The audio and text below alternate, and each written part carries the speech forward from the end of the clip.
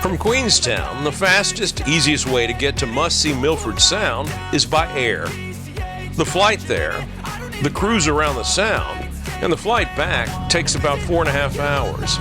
The alternative is a 12-hour day, including a 9-hour round-trip bus ride.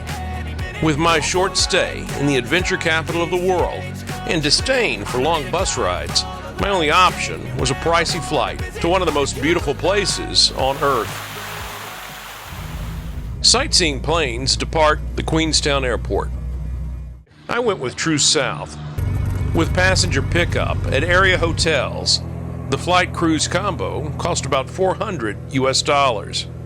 I booked this excursion through Viator. I'm no stranger to small planes or to the benefit of traveling solo. My individual status, and no doubt weight, snared me the co-pilot seat up front.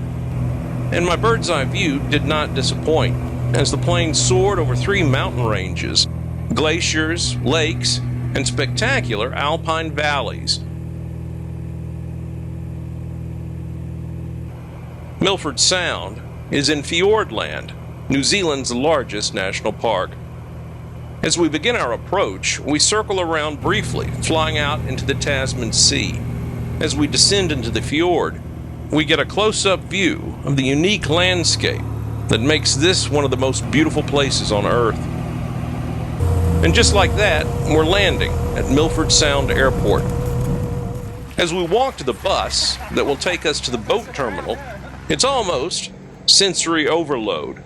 The mountain peaks and the low clouds are prelude to even more spectacular sights ahead. Milford Sound is a fjord that extends about 9 miles inland from the Tasman Sea, with granite cliffs reaching nearly 4,000 feet in the air. Carved by 5 different glaciers, this fjord gets around 22 feet of rain per year.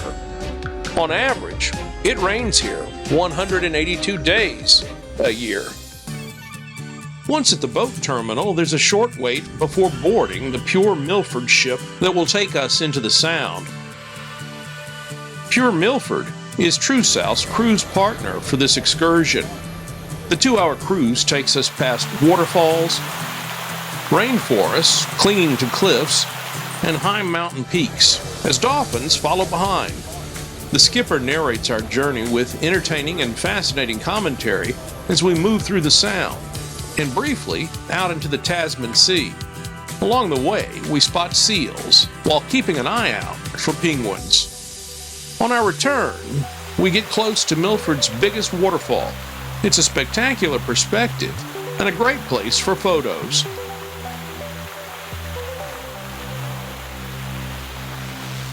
Most everyone, as they board, head for the top deck and stay topside for most of the cruise, as I did.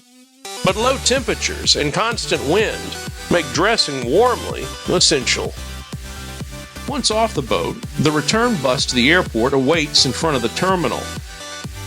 Back at the airport, a few passengers help our pilot reposition the plane for a quick departure.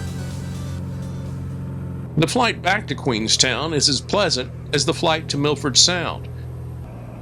Flying over Lake Wakatipu and on to Queenstown, our landing at ZQN was as smooth as our takeoff was.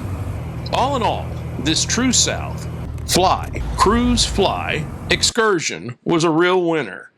I'm glad I got to visit must-see Milford Sound without having to endure a 9-hour round-trip bus ride.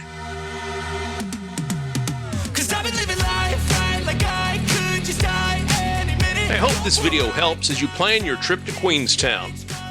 If you like it, subscribe to my channel, Newsocracy 2.